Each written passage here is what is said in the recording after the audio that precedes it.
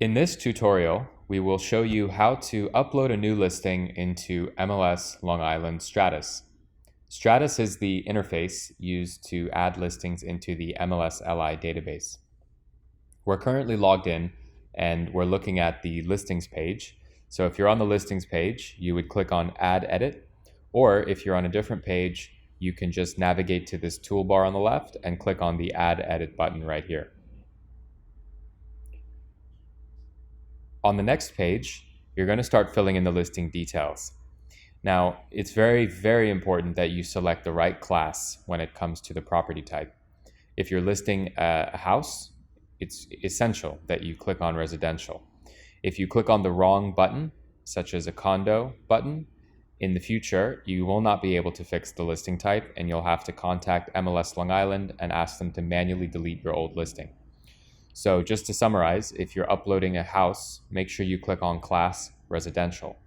If you're uploading a condominium or a co-op or anything with an HOA, that is like an apartment, say, you would click on the condo co-op HOA button.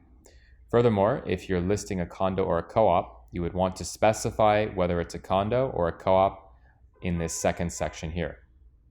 In this case, we're uploading a house, a multifamily house, so the class type is going to be residential. The next step is to select the county. In this case, we are in Queens County, so we would select Queens and then we would click Continue.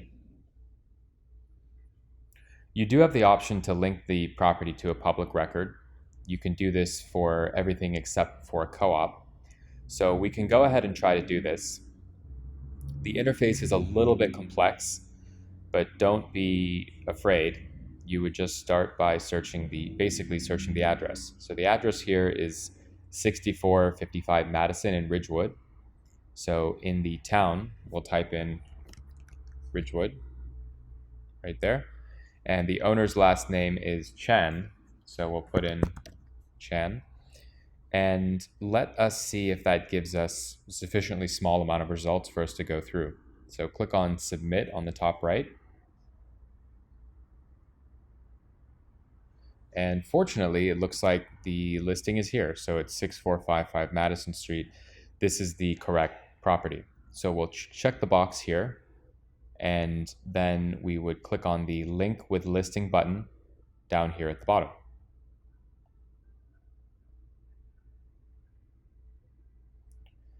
Now on this page, most of the information here is auto-populated. So unless you see any mistakes, you would go ahead and just click Continue.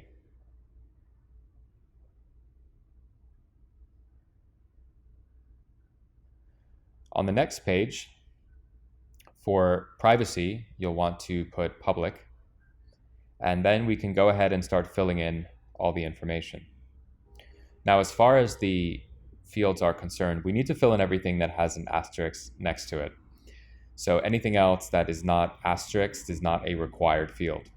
So for starters, if we're going to find the cross street, we would just open up Google Maps.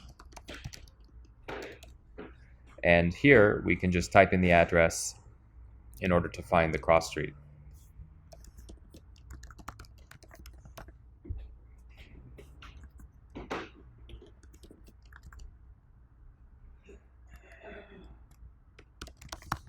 Computer is a little bit slow, but we'll continue.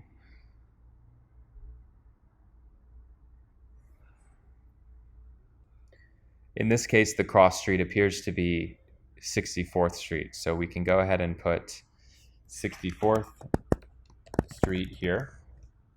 And then as far as the school district is concerned, one easy way to find that if you're uploading a listing in Queens is to just go on to StreetEasy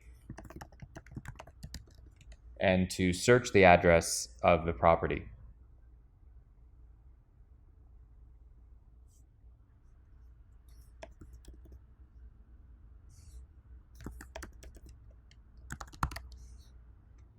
Let's just give it a minute to load. So if you type it in the search bar, go ahead and click search. It will show you right here the property. So if you click on the property and scroll down, it's going to tell us the school district. lower down on the page. Here we go. So under schools, you see District 24. Now, one thing to keep in mind is you actually already see the listing for this property, even though we haven't uploaded it to MLS Long Island. And that's because we've also uploaded the listing to another portal, which is the RLS broker database through, in this case, the RealTMX software. So the listing on StreetEasy is coming from a different database than MLS Long Island. So if you're listing a property in Queens, it's very important that you have dual exposure to both RLS, Real Estate Board of New York's REBNY listing service, as well as MLSLI, multiple listing service of Long Island, also known as LIBOR. So let's go back into the Stratus, and we're going to go ahead and add the school district listing 24 as discussed. So down here in school district name, we'll put Community District 24. And again, you can see that right down here towards the lower half of the page for a listing on StreetEasy. Now, in this case, we're going to put no to Waterview, Adult Community, and Waterfront because none of those apply. And then we're going to scroll down to the listing price. Now, the listing price in this case is $865. So we're going to put in $865 for the listing price.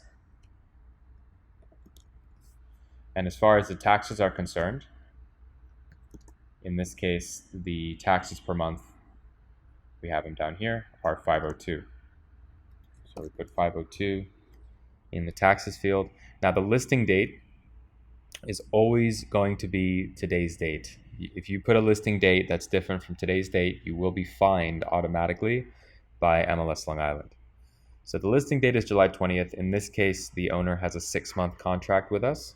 So we're going to go ahead and put the expiration 6 months from today in December. So here we are, December 20th. Moving along to the characteristics area, we're going to start with style. Now the style is up to you. In this case, we're just going to put a 2-story. But again, it is up to you what you want to put here. As far as the rooms, bedrooms, and baths are concerned, we have that information here. So we're going to put in 5 rooms, 3 bedrooms, and 2 baths. The number of families is 2 families in this case. It's a detached house. There are 2 kitchens. And then as far as eat-in kitchen, we're just going to put N. Dining room, we have other for the type. So we'll click other. Then family room, yes.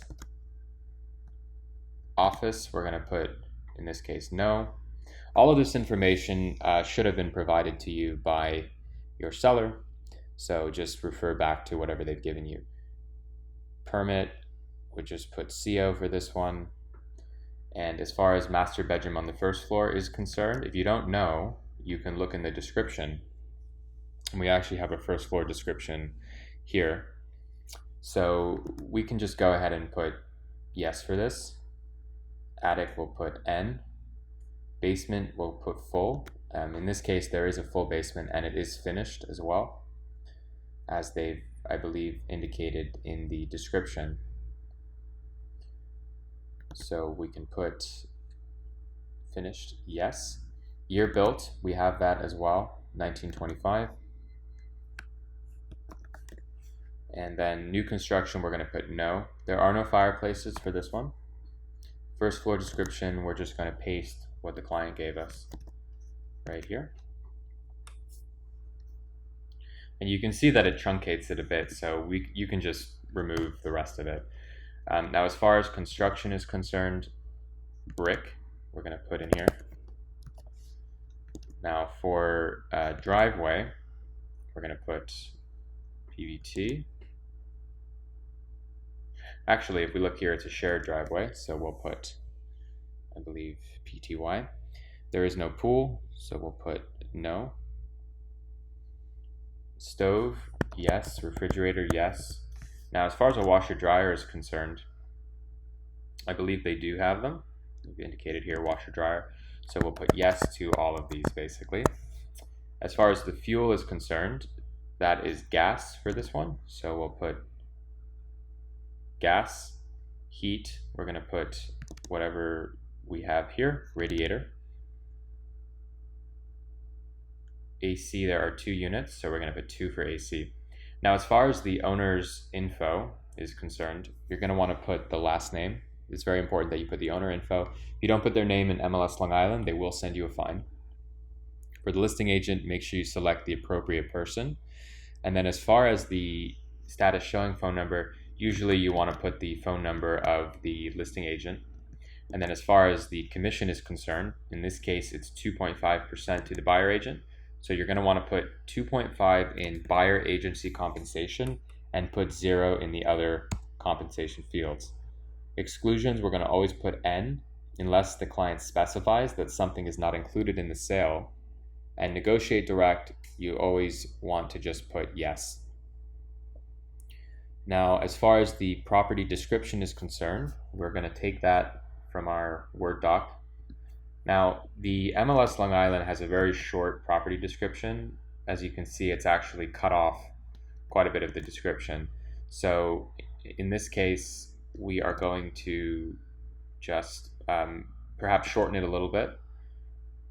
Maybe we can just include the information about the actual unit as opposed to the neighborhood. So let's see if this works. Okay, so we just put in basically these 2 paragraphs here. It's not an REO, and nor is it a short sale.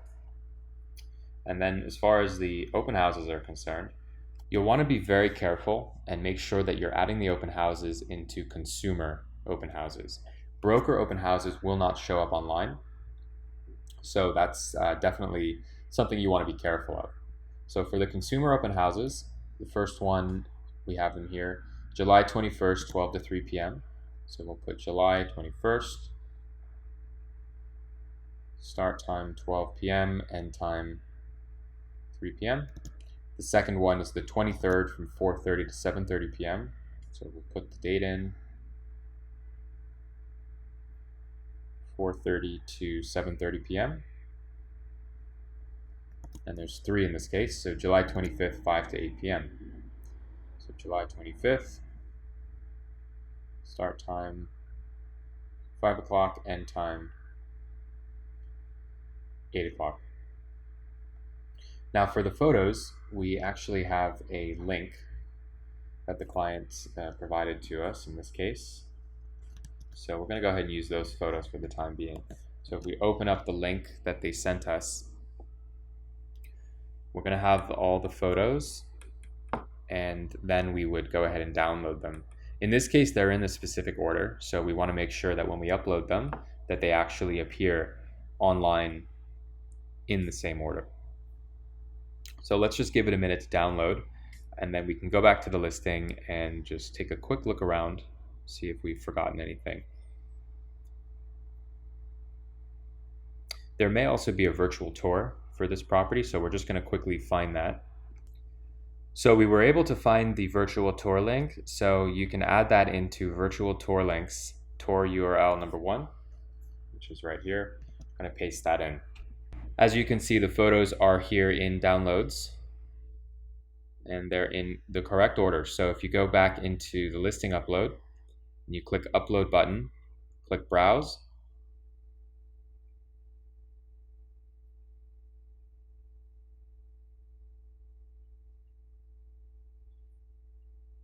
and here are the photos. So we'll just go ahead, select all of those, click choose, and notice how it actually put 2 before 1. So let's make sure we fix that later on.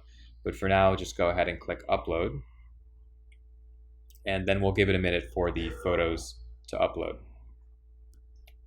So as you can see, the photos have been uploaded into the portal, but we want to really make sure that they're still in the correct order. So if you open up your photos and start scrolling through them, you'll want to just compare them with what you have here. So if we look, the first photo should be the house, but in this case it's not. So that's a mistake. So we'll want to drag that photo over and just make sure it's correct. So we can quickly spot check. The 4th photo looks correct. The 8th photo looks correct. The 12th photo is the bathroom, 12. The 16th photo is the back of the house, looks correct. And the last photo is another photo of the exterior, which looks correct. So that being said, I think we're in a good spot and we can proceed to hit submit. Now, with a couple of things we missed, so let's just go up and find the red stuff. So this is not a waterfront home. Bath half 0. Looks like we accidentally put this in the wrong row, so we'll want to put it in first row description instead. Broker or agent owned, put N. Now for directions, this one is a bit tough. It's obviously a very unhelpful field in this day and age. So, in theory, it's not super helpful, but we do need to put something there. Honestly, some cases you can just put, the subway instructions. In this case, we can just go to the listing on StreetEasy, and then here we can just write M train to Fresh Pond Road. So again, it's a pretty useless field, and they probably should get rid of it, but they haven't. So we should follow the instructions. If we continue down, just take a look if there's any other red issues. I don't think so. Let's click submit. And hopefully we're good to go.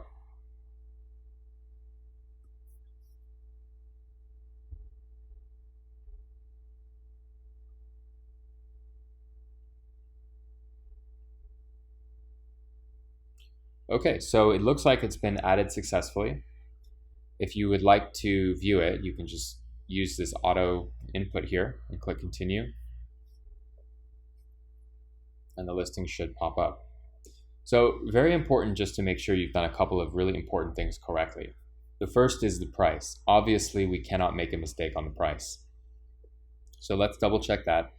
You also want to, again, quickly scan the photos, make sure they're all upright in the correct orientation, make sure the order is correct.